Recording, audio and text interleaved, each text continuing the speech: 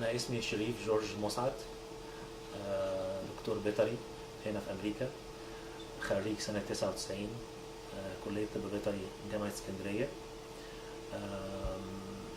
جيت أمريكا من حوالي 7 أو 8 سنين أنا وعيلتي. من حوالي 4 سنين قدرت أعمل المعادلة بتاعة الطب البيطري. دلوقتي عندي عيادتي، عيادة بيطري الحيوانات الصغيرة هنا في نيوجيرسي، في باراموس نيوجيرسي في أمريكا. طبعا أحب أتكلم عن السيسي طبعا واللي عمله، وكل الإنجازات والنجاحات اللي عملها. طبعا بنبص للمستقبل دلوقتي في أمل، حاسين إن في أمن. أنا شخصيا بدأت أفكر تاني في مصر، إن إحنا المفروض حتى نستثمر في مصر دلوقتي. أعتقد إن المستقبل هيبقى أحسن من أول.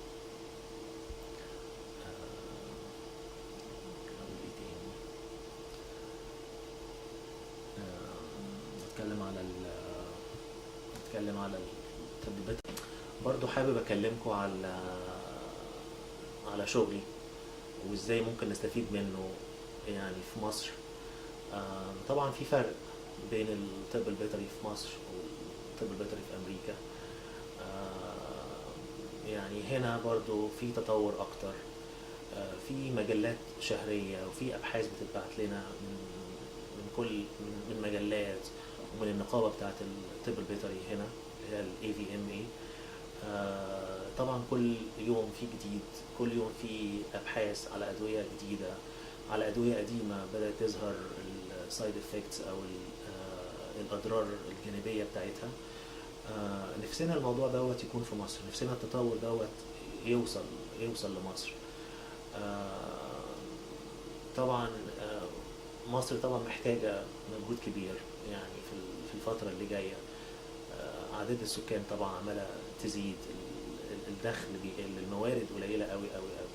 أعتقد لو احنا حاولنا نطور الطب البيطري بالذات في مجال الثروة الحيوانية، أعتقد ده هيساعد كتير جدا جدا جدا جدا. من مكاني هنا طبعا يعني مستعد طبعا أساعد بأي خبرة أو بأي مجهود أو بأي علم أنا اتعلمته هنا.